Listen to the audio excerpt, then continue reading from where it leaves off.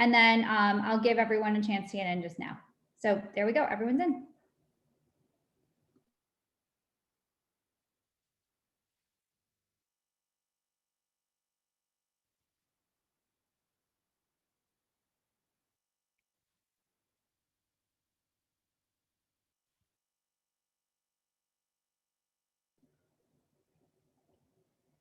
Good afternoon, everyone, and thank you for coming this afternoon to join us for a bit of an encore presentation of sorts from what was presented a few years ago. Today, we have the Jewish presence on Chene Street revisited with Marian Krzyzowski. As you can see on your screen, we have a lot of great events coming up. On July 8th, we have a special donor event that we encourage you to register for. The Light of Days, the untold story of women resistance fighters in Hitler's ghetto, is a wonderful book by Judy Battalion, and she will be speaking to us that evening. Correction in time, though, actually, we just changed that to 6 p.m. On July 27th at 3 p.m., we have an exciting interview with Dr. Ora Paskowitz of Oakland University. And on August 10th, we have another Innovators and Entrepreneurs presentation, and this will be an interview with David Friedman. This afternoon, we are very lucky to have with us again Marian Krzyzowski, who retired recently after 40 years with the University of Michigan. And he launched in 2002 the Chene Street History Project at U of M, which develops a history of this Near East Side neighborhood of Detroit. I'm excited to welcome Mr. Krzyzowski again, and just wanted to remind you all that if you have any questions, please feel free to submit them via the chat feature at the bottom of your Zoom screen, and I will happily moderate the discussion at the end of the presentation. And now, Mr. Krzyzowski. Thank you, Kara. Can you see the screen? I can, yes. Good, good. So I want to thank the Jewish Historical Society of Michigan for this opportunity to return to Chene Street and revisit my presentation at Sherry Zedek from 8 years ago. Since that time, as Kara has mentioned, I retired from the U of M, but the study continues as I find additional families who have roots in these neighborhoods who want to participate and be interviewed. So let me start with some context. Ed Malashevsky, who had a furniture store on Chene, told me that Chene Street at one time was the second most retail-intensive street in America after Fifth Avenue. I don't know if that's true, but it was certainly one of the most vibrant commercial strips in Detroit. And here's a photo of 5400 block of Chene taken in 1940.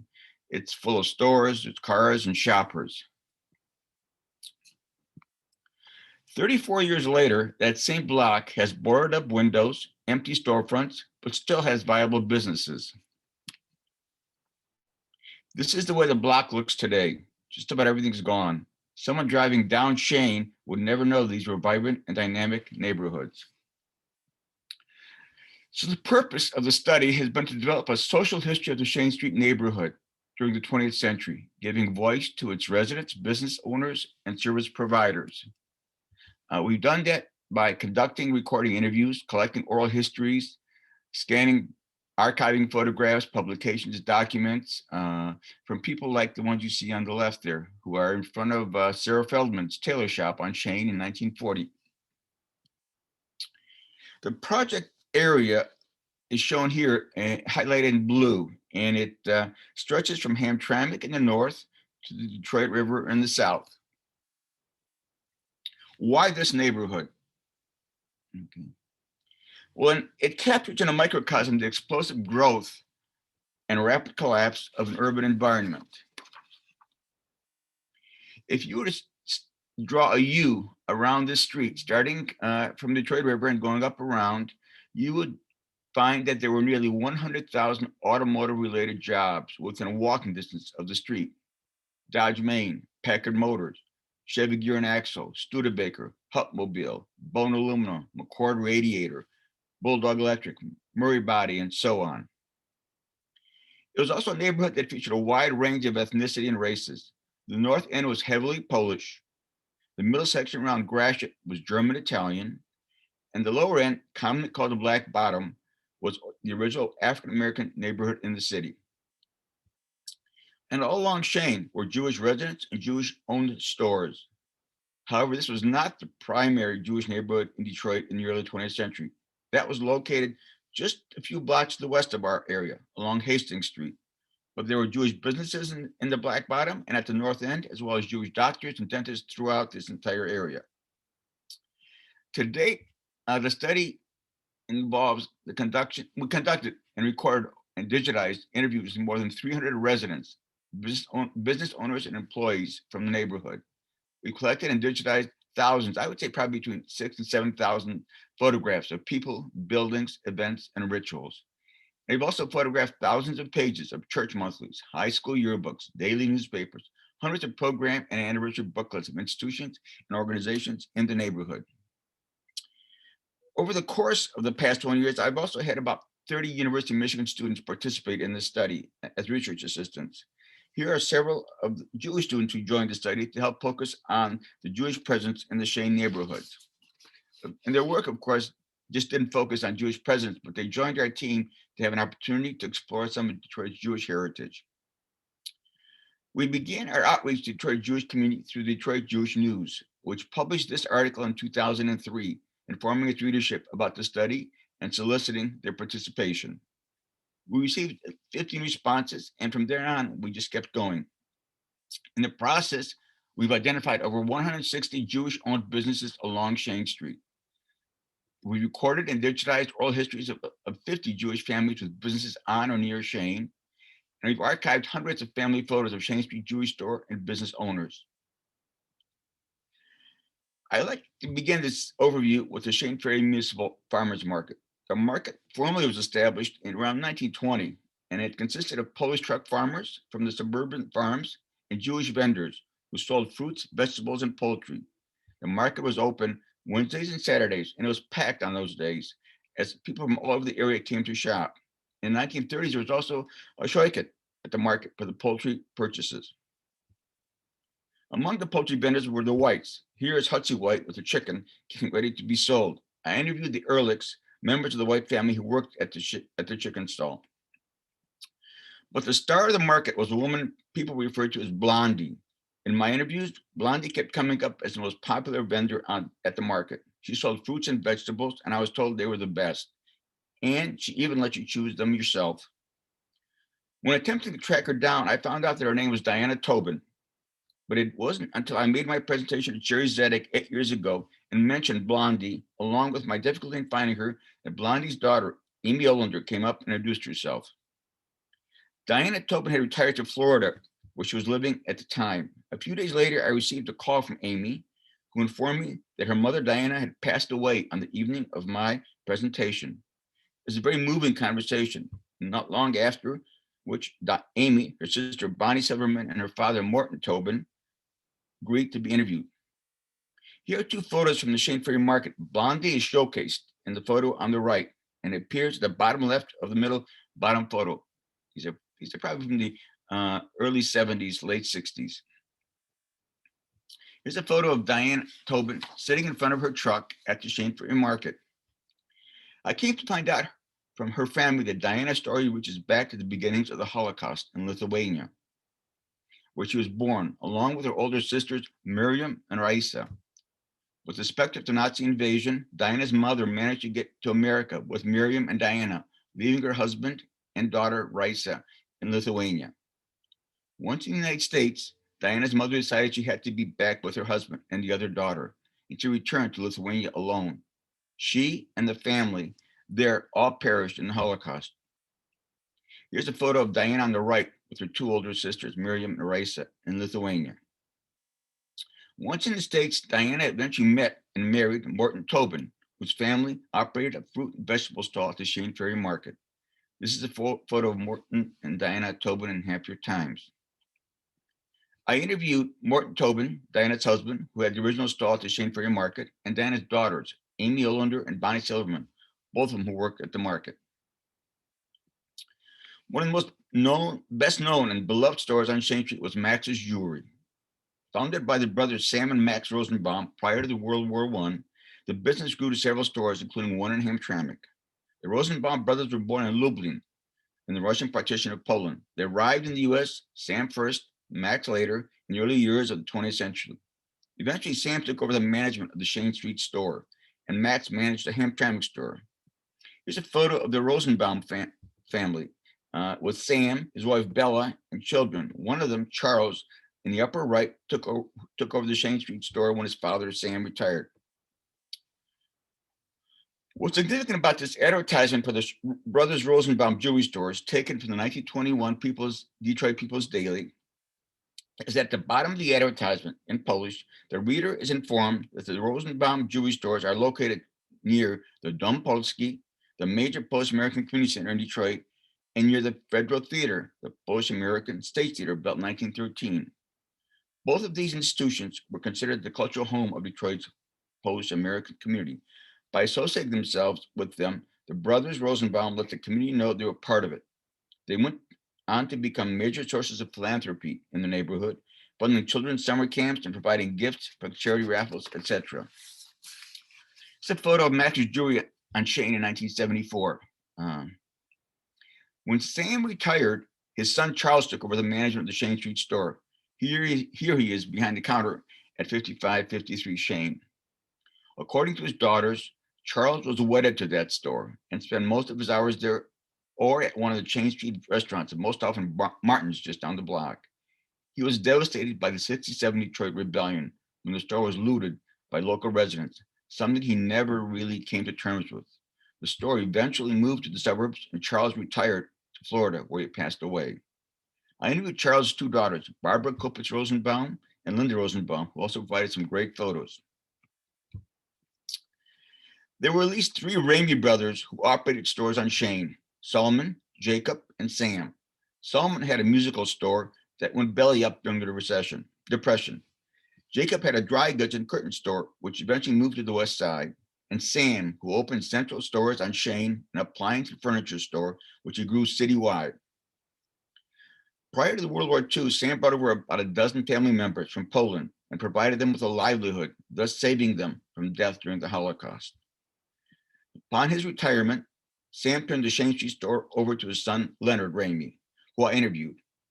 Leonard had many stories to tell, including some of how the store survived the '67 rebellion.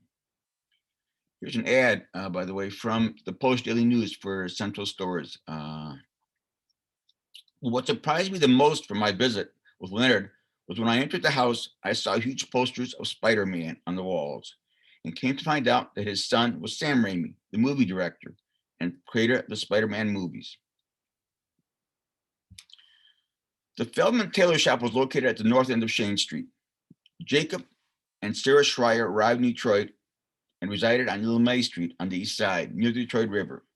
Jacob was a metalsmith and Sarah was a seamstress. Tragically, Jacob died during the influenza epidemic. Sarah remarried and opened a tailor shop to support her three daughters, Natalie, Alice, and Lillian. Here they are on the left. One of the more interesting aspects of my interview with Sarah Feldman's granddaughters was a scrapbook I was shown by Barbara Moretsky that chronicled the lives of 7 young Jewish teen girls in this Polish Catholic neighborhood. How did these teens manage to maintain a Jewish identity among the Polish Catholic majority? One of the ways was to establish a Jewish girls' club. The scrapbook for the club identifies 7 members. I managed to find photos of 4 of them. What did they do as a club? They attended performances at Littman's People's Yiddish Theater on the west side. They dropped by the famous or infamous Boski Deli, and they went to watch Detroit Tigers play with their star first baseman, Hammer and Hank Greenberg. Margola's Furniture was headquartered in Hamtramck, but with a major store on Chene Street. Louis and Lillian Margolis were the founders and originally were residents of Hamtramck and neighbors to the Kowalski family of Kowalski sausage fame. Like many of the merchants on Chene, the Margolis store advertised in Polish media. Here's an advertisement from the St. Hyacinthe Church Monthly, the Escobiani, in 1936, announcing the opening of the store on Chene and Warren. It's a photo of the Hamtramck 1926 high school girls basketball team. Standing second from the right is the Rose Margolis. daughter of Lillian and Louis. Rose was the only Jewish girl in her graduating class and the only Jewish girl basketball player. She was voted president of the graduating class and captain of the team. She also took over the management of the Margolis furniture stores from her dad. The Margolis Chene Street store moved eventually to 5560 Chene and was run by Herb Margolis, Rose's brother. I interviewed Rose Margolis' daughter, Nancy Tolman, in 2013. Harry Weinberg came to Detroit and opened up a shoe store on the north end of Chene. Here's an ad actually from Detroit People's Daily for that shoe store. But Harry Weinberg became famous in the city, not for the shoe store, of course, but for Weinberg's Yiddish radio hour that ran from 1932 to 1958 and included guests like Nasha Skolnick. Harry also penned a memoir of the program for Michigan Jewish history in 1966. So let's take a quick walk down Chene and acknowledge some of the other Jewish-owned stores on the street. The Sinai Grocery at the north end of Chene. Silver Drugs on Chene and Forest. Kelly Grocery at almost at Warren and Chene. The Shuak Food Store, 4190 Du Bois. Cohen's Jewelers at 5909 Chene. There's an ad for the announcement of the opening of Cohen's Jewelers in 1927, Polish Daily Record. Credit for all, Joe Cohen. And here's a photo of Joe inside the store on Chene. When he retired to Arizona, his son Sidney took over the store. Joe learned the business from his brother-in-law, Sam Rosenbaum, because Sam and Joe's wives were sisters. Then there's the Friedman Shoe Repair Shop, opened by the leftist Abraham Friedman, who ended up on the east side to get away from his Orthodox in-laws on the west side. Isaac Kramer Shoe Store at 5513 Chene. The Block Shoe Store, owned by Leo Block, was located in two locations. The second at 5444, where it moved in 1927.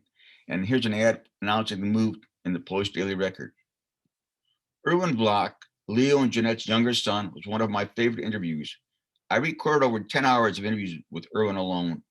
He had a photographic memory and wore his heart on his sleeve. He talked about the anti-Semitic experiences he had living on Chene. It's a photo of Erwin and his friend Joe Kowecki.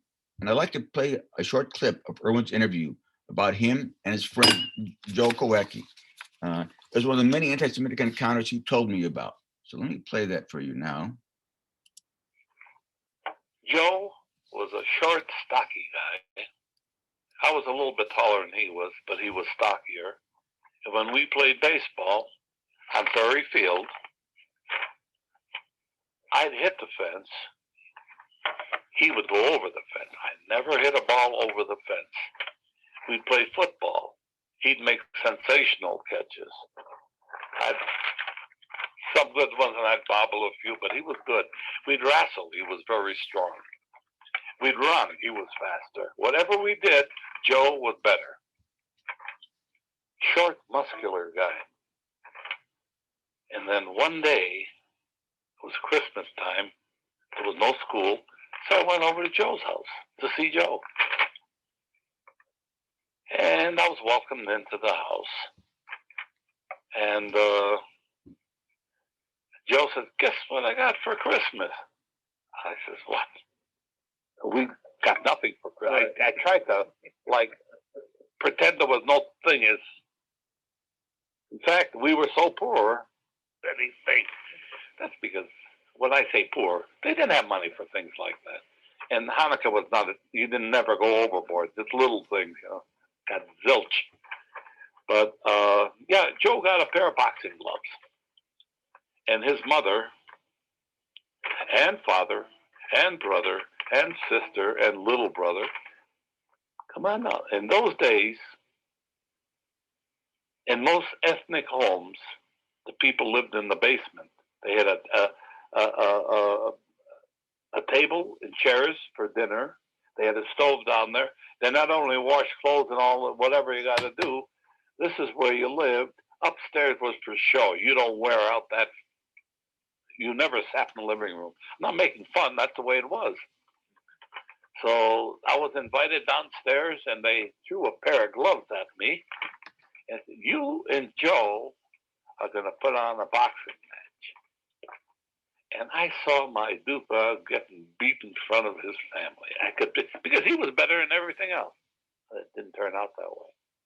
Joe didn't know the first thing about boxing. I had had a few boxing lessons by some of the older guys, and he said, "You're not bad." All I know is I'd be protecting myself, and I was all red here. Joe would be hitting my arms. "You don't hit my arms, Joe. You hit me in the head. You hit me in the face. If you can't hit me in the face, you go around the side and get me." He never had that knack. And I cleaned his class for him. And I'll tell you why, I did such a good job. I was never invited to box again. I never saw those gloves again because I think he told his parents, "I can beat him." So it was no hard feelings about that, but I got suckered into that. And I thought there was a little anti-Semitism. And I thought, not then, as I got older. Because why does the whole family come downstairs? See, there was two kind of Polish people. There were the kind that didn't like you and would let you know it. You had a lot of peasant stock. I figured it out. And that's the way they were taught. They didn't know any better. And I think the church was behind it. I'm talking about in Poland. And then there's the other kind of Pole that never said anything like yet, or never once say anything, but the feeling was there.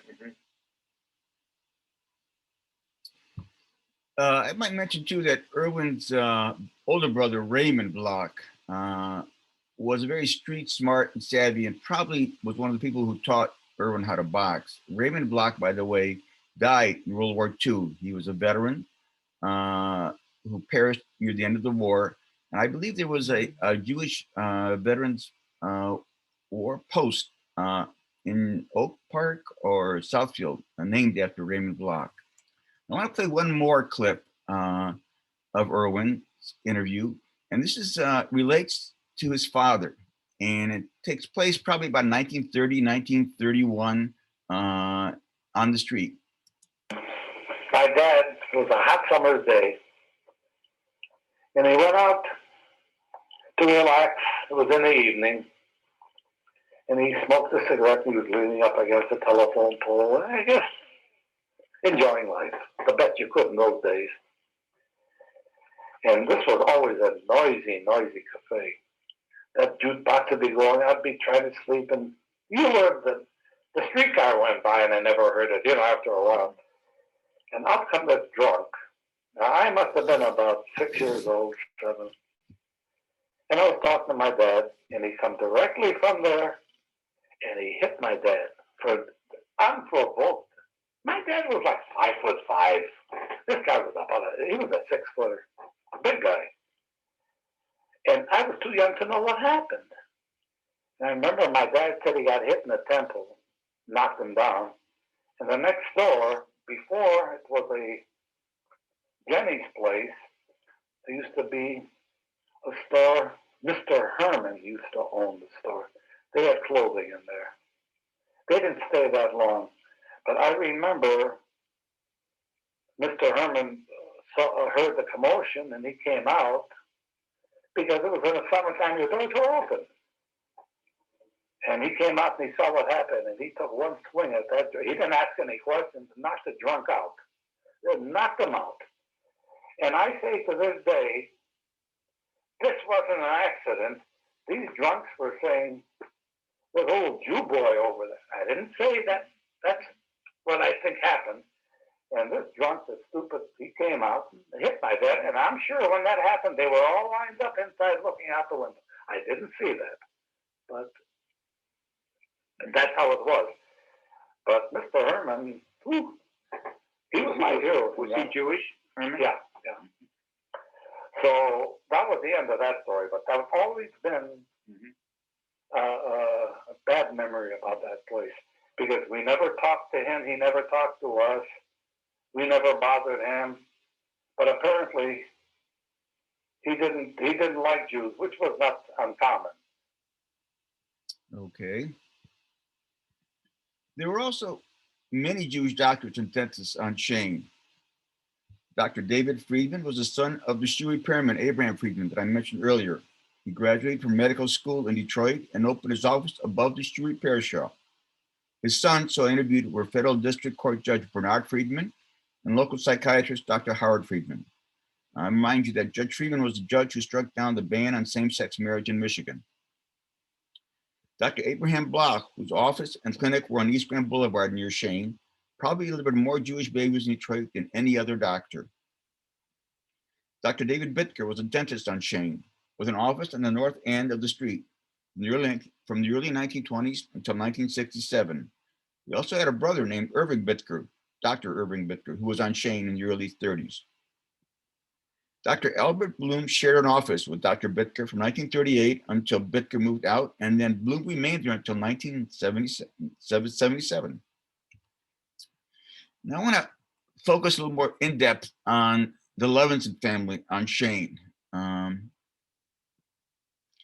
Levi Yitzhak Levinson and Chana Sura Weissman were married in 1901 in Międzyrzec Podlaski, which is a town in today it's Eastern Poland. At the time it was Russian partition. And they had 5 daughters born in Międzyrzec: Malka, Scheindel, Yenta, Mariam, and Golda. Here's a map of contemporary Poland that shows you where Międzyrzec Podlaski is. It's very close to the Belarus border. So Louis Levinson arrives, now it's Louis Levinson, arrives in Detroit in 1915. Here's a census tract showing him living at 1132 Chene in 1920 by himself. That same year, his wife, now Anna Sarah, and daughters Molly, Sylvia, Jenny, Marian, and Goldie arrive in Detroit in 1920. Levinson opened up a fairy and wallpaper and paint store on Chene. Initially, it was located at the place where he resided, 5414 Chene. He then moved it up the street to 6059 and eventually to 5450 Chene. Here's a couple of documents we collected from the Levinsons. This is a booklet for the Lutnia Singing Society, their anniversary booklet, and here's an ad for the 6059 location for Levinson, and also a copy of the insurance policy for the 5450 Chene Street store. Louis Levinson was not a very good businessman. In fact, he was a mediocre businessman. However, his daughter, Jenny Levinson, was a very good businesswoman. And it's a picture of her from the 1930s. She took over the 5450 Chene Street store in 1937 and ran it into the 1980s. Jenny was a vivacious redhead who also loved opera. Here she is with Erwin Block, her next door neighbor. This is Erwin, who we heard from just a few minutes ago. When she passed away in 1993, her nieces Linda Ashley and Deborah Rockman found this Winkleman's box in her Southfield apartment. It had over 100 letters and postcards, most of them from a man named Yousef Parawa in Poland. Parawa was an assimilated Jewish teacher in Chene, Poland, a leftist, maybe a communist, with 4 siblings, Rachela, Jakub, Michał, and Henryk. In 1939, Jenny's relative in Cleveland arranged for her to meet a Jewish single man in Poland for the purposes of marriage. She went to Poland and did not find her arranged partner of interest, but she met a man named Parawa and fell in love with him. Here's a photo of Jenny with Yousef and his family in Chene. Yousef, of course, is in the middle there in the back, and Jenny's on the left in the back. Below is a photo of Yousef in the summer of 1939 at a Jewish summer camp for children, where he was a counselor and a teacher. The short of it is that Jenny and Yousef were married in Poland, but with the war becoming more and more apparent, Jenny had to leave the country with the intention of arranging for Yousef to join her once she was stateside. Here's a photo of the ketubah. It's a photo of Jenny and Yousef in Warsaw on the way out to her departure, with brother Michal Parawa on the right and probably Henryk Parawa on the left. It's one of my favorite photos from the archive. And here's a copy of the Queen Mary Manifest from April 1st, 1939. She's at the very bottom, listed as Jenny Levinson Parawa. The letters to Jenny started immediately with her departure. Here's the one written in Yiddish on the date of her sailing in 1939. The second letter is written already under the Nazi occupation. This one is written in Polish so that the censors could understand it. Both letters are addressed from Chene Street address Pulaski 11. In 2019, I was in Poland and I drove to Chene to locate Joseph's addresses. Here's a photo of the Pulaski Street address as it appeared in 2019. By 1941, Yousef had been resettled to the Jewish ghetto in Chene. This was the last correspondence Jenny had from him. It was written in broken Yiddish German.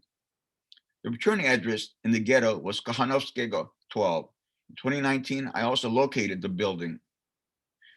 And here's the photo of Kochanowskiego 12 in the former ghetto, Chene ghetto. All this time, Jenny and her family were trying to get Yousef out, including requesting help from the U.S. Department of State. The U.S. Embassy in Berlin washed its hands of Yousef Parawa, as seen in his 1940 letter to the family, where they say he has to come to Berlin to get a visa, which of course is absurd. He's in occupied Nazi Germany. Jenny continued to hope, and she wired money to the U.S. Embassy in Berlin in payment for a ticket for Parawa from Chene to Lisbon, Portugal. She then sent a telegram to New York, asking her friend to check on the arrival of a ship named Excalibur in New York in case Yousef was on it, because he wasn't. Then there was silence, radio silence on the matter. No more word from Yousef or about him. She even tracked down a Parawa family in Shanghai, China, who turned out were not related to her Yousef. Then in November 1945, she received this letter from the Chene Regional Jewish Committee telling her that no one in the Parawa family had registered with them, and it is highly unlikely that any of them survived. 6 months later, she received a letter from her friends of the family in Cleveland. And it said, after your letter, I became interested in the request of Mrs. Levinson, Detroit 5450, who married my acquaintance from Shedletz, Yousef Parawa. I knew the whole family. He was unfortunately lost to German murderers during the first exterminations action, August 22nd, 1942. I myself spent the last 6 years in captivity in the far cold lands. Your devoted cousin, Isaac Lindenboim.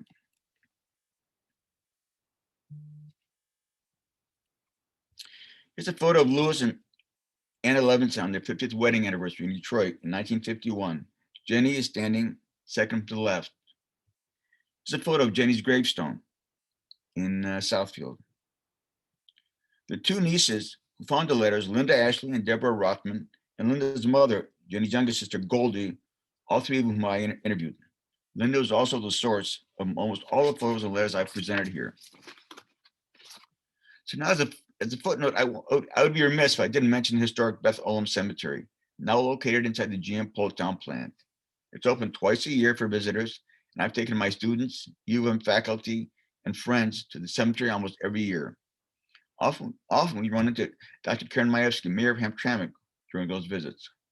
I also had one interviewee, Ellen Bush, who had a family member buried in Beth Olam, Louis Levinson, whose gravestone is at the cemetery. Are there still some Chene Street Jewish business owners that I'd like to track down? Yes. Family members of the Sam Schwartz department store, for one. I'm also interested in descendants of the Schneider brothers, who owned the Three Brothers Curtain and Drapery Shop on Chene.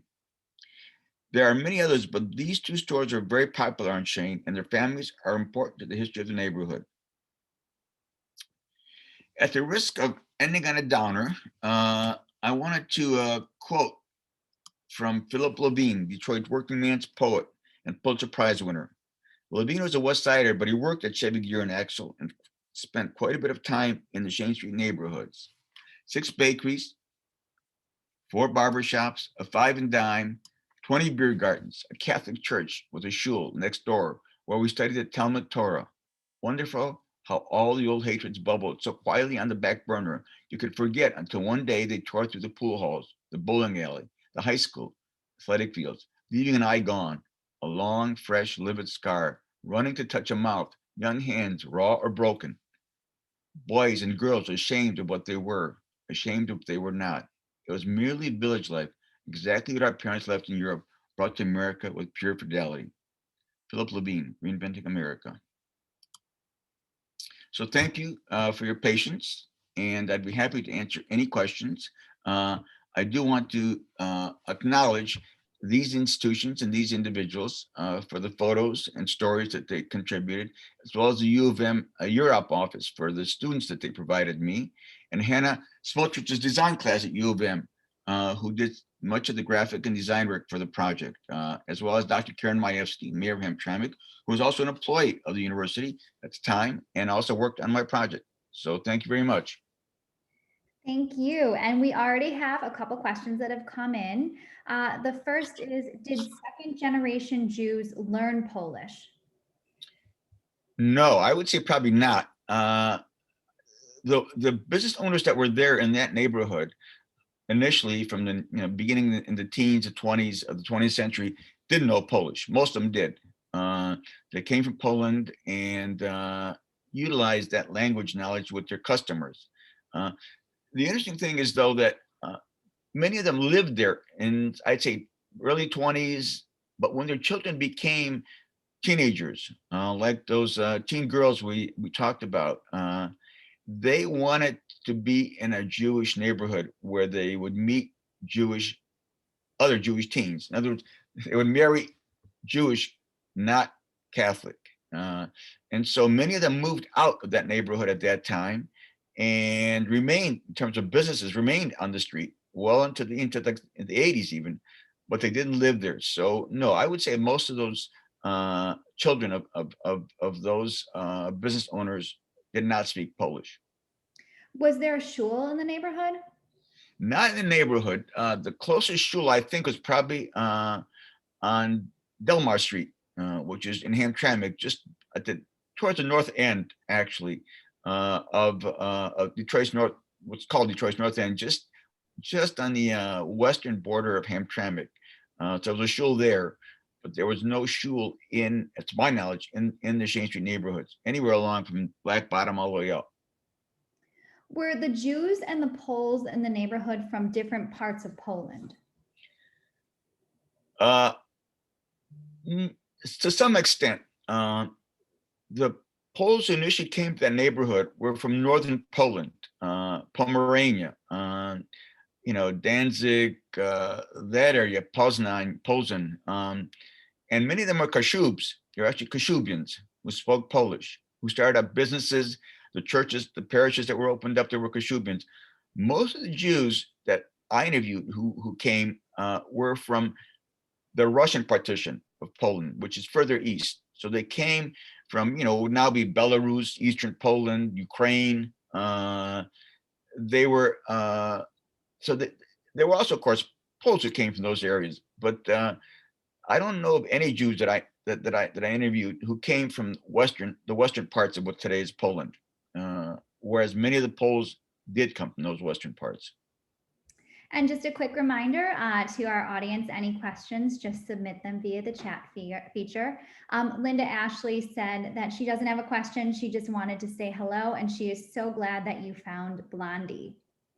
Yes, Linda was great. I actually have a book for Linda that I brought back from Siedlce. It's a history of the Jews of Siedlce.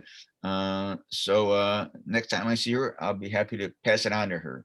But yes, I was very moved by that. I was shocked when after that presentation at Sherry Zedek, the Tobin family came up and introduced themselves. It was very moving, and more so, a few days later when I found out that her mom passed away on the day that I made the presentation. Mm-hmm.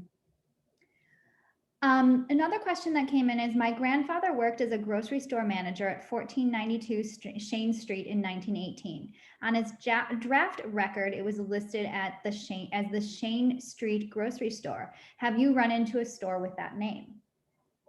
1492, I'll make a note of that. 1492 was, of course, Detroit changed its numbering system in 1920. So after 1920, all those numbers that were present were changed.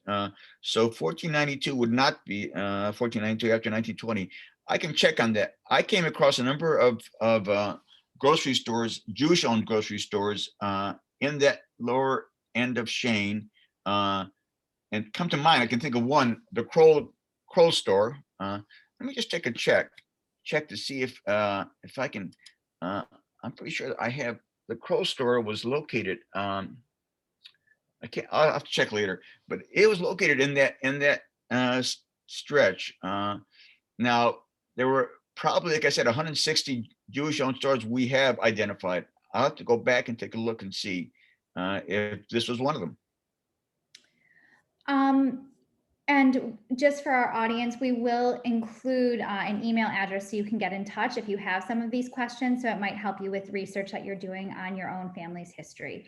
The person who asked the question said it was on the corner of Macomb and Chene, just so you know. Right. So the Krolls were on Mullet and Chene, but I'll check that out. I will definitely check it out. There was also Shane Bohm's had a store in that same area, also a Jewish-owned store. In fact, there's a story that links those two stores because they were kitty corner from one another. And the Shane Bohm store was a candy store, really, with cigarettes and so on. And the Kroll's was a grocery store. And on that same street corner, there was a young black kid named Jesse Person who sold newspapers. So there was this Kroll store that had two children, Jeanette and Israel Kroll. The Shanebaum store had Frank Shanebaum was a kid, and Jesse Person. They all knew each other as kids. You know, they were all about the same age. We're talking 1920s. I tracked each of them down for purposes of the study, and found out that all three of those descendants lived in the same gated community in West Bloomfield when I interviewed them.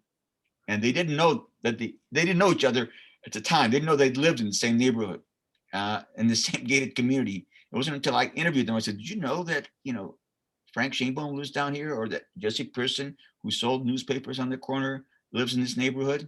So it was indicative of maybe of the kind of demographic change in Detroit, where African Americans who economically improved themselves moved along with Jews, followed Jews into the suburbs. So, West Side, Oak Park, Southfield, West Bloomfield, and Jesse Person was an example of that. A couple of members of our audience asked, what sparked your interest in this particular street and researching this particular area? Well, very, very personal, actually, because I was born in Munich, Germany. My family were displaced persons. We were in a DP camp in Munich. And when we applied to come to, we applied to get anywhere out of Germany at the time. And we got an invitation from Detroit. And it came from a resettlement committee, a Polish resettlement committee, whose offices were located on Chene Street. And I still have a letter, informing us that, yes, we will be coming to the U.S. and we are going to be the ones to facilitate that. And so that's my first real contact with Chene Street. And then we came to the U.S. in 1951. We came directly from New York to Detroit by train. We had one-way tickets. We ended up living off of Chene Street. I lived on Lyman Place, which is now under, it's gone because it's part of that GM Poletown plant. We lived there. I lived on Elmwood between Ferry and Palmer, which is also a few blocks from Chene Street. I went to my first 2 years of schooling were at St. Hyacint, the Catholic school on McDougal, and Farnsworth. In that sense, it's where I learned to become an American and a Polish American, actually. It's where I grew up. So I remember what it was like. At the same time, when I was there, I felt like I wanted to get out of there, honestly. It was not someplace I wanted to spend the rest of my life in. And many years later, in 2000, I had a kind of rethinking of the whole experience, and I realized the significance of that for me, and I suspected it was similar for many others. So I went back, and I began to dig into the archives. I spent a lot of time in what was left of that neighborhood, which wasn't very much, and began to develop this story. And I felt like, you saw the photographs. There's nothing there, essentially now. That if you can give a place a history, people take an interest in it, and maybe there's some way of informing any kind of redevelopment of those neighborhoods with a history. And so that was kind of the primary motivation, so they wouldn't be forgotten. Were the Jewish stores a distinct minority of businesses? Was it more Polish residents who were predominantly the business owners in the neighborhood? And then another layer to this question: how did the Jews come to this neighborhood as business owners? Well, I think that there were actually quite a few Jewish-owned stores. Now, the bars and restaurants were not Jewish-owned primarily, but most of the clothing stores, there were pharmacies, the smaller food stores. I would say it was pretty even, if not, in certain areas, the north end of that Chene Street, at one time, I would say most of them were Jewish-owned businesses. The same thing with the doctors and dentists. I would say at least half, if not more, of the doctors and dentists along Chene Street were Jewish. I only mentioned a few of them. I've got a list of the others. There were quite a few of them, and their patients were primarily Polish Catholics. I can remember Judge Friedman or Dr. Friedman telling me that their father has as patients the nuns from Immaculate Conception Parish. So I think that they were there. There were a lot of them.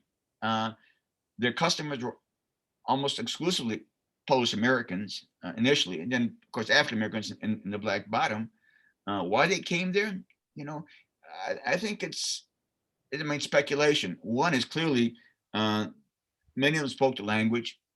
It was a transition that, despite the pogroms in Poland and eastern Poland and Russia, they felt they could find a new start here. There was some like I forget, it was Deborah Dash Moore told me, called them renegades. People who wanted to be away from the Orthodox Jewish environment, like Abraham Friedman. He was a leftist, Detroit working man circle. He didn't want to hang out with his Orthodox in-laws. So there was some of that. And I think the same thing was true with the Schreiers. I think Jacob Schreier was also a very kind of leftist. He lived on the East Side because he wanted to be away from it. But I think that eventually most of them ended up moving back into the Jewish community on the West Side. And most of them, became parts of the more traditional, the conservative, to some extent Orthodox Reformed synagogues on the West Side of Detroit. I'm sorry, the other part of your question was? How did they come to the neighborhood as business owners? But I think you really addressed that when you were talking about there was that desire to escape the beliefs of some of their family members. Is that correct? Yeah, I think there was some of that. Yes, there's more than just Abe Friedman, because I've talked to several others who said the same thing. But I also think that it was pragmatic. They could speak Polish, and there was a void to be filled. They could come in there and run those businesses, succeed. They became to some extent part of the community, like the the Rosenbaums, or Ramey's or, any of these other businesses, philanthropy was very much part of their engagement in this community. Margolis Furniture also, Herb Margolis also put out a lot of resources to assist families and individuals, kids in that neighborhood who weren't Jewish. Was there intermarriage in the community? Some, not very much. Erwin Block married a Polish Ukrainian woman. So yes, but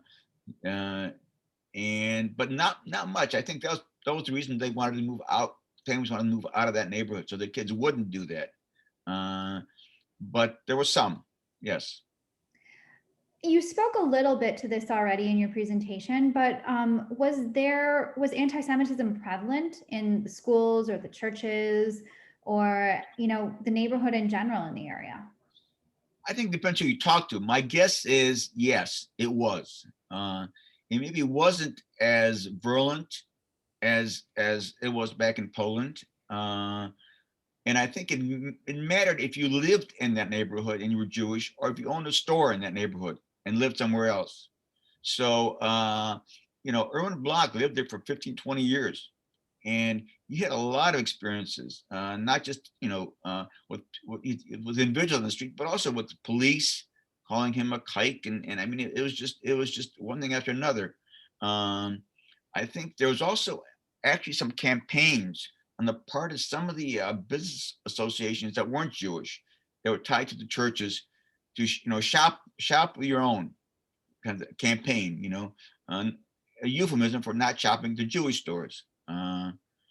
It didn't work, people just ignored it, but it was definitely out there. It was, in the Catholic monthly bulletins from the churches, advertisements, shop with your own. So yes, on the other hand, you talk to people like the Friedmans or the doctors that were there, the dentists, they enjoyed their patients. Their patients seemed to enjoy them. They hired locally. So the woman running Dr. Friedman's office was a Polish local. So, it varied. But yes, there definitely was there. And unfortunately, yes. Are there any books that you could recommend on this topic? There really aren't any. I mean, there are books on the of course, Jews in Detroit. I mean, there's several really good ones. The last one was a Lila Cohen Berman's book on Metropolitan Jews, which I thought was terrific. There's a Polish community there. There really aren't. They really aren't, which is kind of surprising because at one point in the 20th century, Poles were the largest ethnic group in the city, first half of the 20th century. And yet there really isn't any kind of, work done on their presence there. Were there any Jewish style groceries or restaurants in the neighborhood? Yes, there were. I didn't track anything down, but there was a kosher restaurant up and store up at the north end of Chene, and this almost at the boulevard in the 30s. I mentioned the shoyket at the market. There was a shoyket there from the 30s. The funny part about that is that he was a Jewish shoyket who was there when he stopped performing his services there. They hired a friend of Erwin Block's, who was a Polish Catholic, who was trained by this shoyket. So he did the ritual slaughter, but he wasn't Jewish. Otherwise, no. I mean, they weren't, in terms of dietary kosher. There was only one that I was aware of, and that was in the 30s. How would you compare this area to Hamtramck? Very similar in some ways. Hamtramck in a way was an extension. This Chene Street and the area around Canfield and Chene was the original Polish American community in the city of Detroit. So it moved north and eventually, encompassed Hamtramck before, Hamtramck was not part of the city and city limits, was within the city limits until later on. But it's some of the same stores. I mentioned Margolis was being one, but there were others. Kowalski had stores on both sides of the Detroit Hamtramck border. Jaworski sausages also both sides, so they were very similar in some ways. The Chene Street area was older, and I think it was probably more diverse to begin with. Even though there was heavily Polish, you had more African Americans. It was closer to Black Bottom. So I think that, but yeah, there were definitely, similarities. Just want to say again to our audience, if you have any more questions, please submit them via the chat. Not a question, but a comment. Very enjoyable presentation. I grew up with the Friedman brothers in the Dexter-Davison area, and I'm the president of a public charter school, Hanley International Academy on Denton Street. Next time I'm there, I'll drive down Chene to see it for myself. My father grew up in the Hastings area. Yeah, I co-taught a course in Detroit history at U of M with Deborah Dash Moore, and we asked Judge Friedman and Dr. Howard Friedman to come and talk to our class and to talk about, growing up Jewish on the West Side, actually. And they talked a lot about that neighborhood they grew up in, what makes a neighborhood Jewish, and what does that mean in terms of day-to-day life. And it's fascinating. It was terrific presentation by the two of them. So yeah, they're exceptional individuals. Any more questions from our audience? Just submit them via the chat. We'll wait a second to see if any more come through.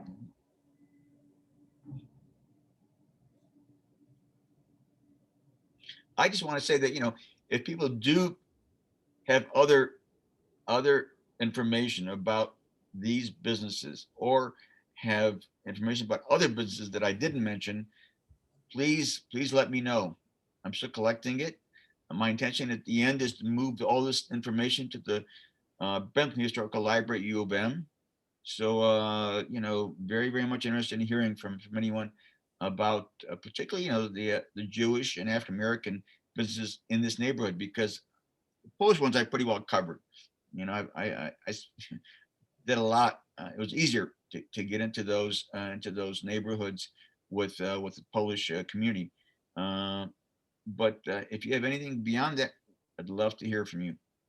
And we will be sure to include your email in our follow-up presentations our follow-up communications, so that we are able to have anyone who has any additional information be able to submit it to you. And just to answer another question that came through, this was recorded today, so you will be able to view it again.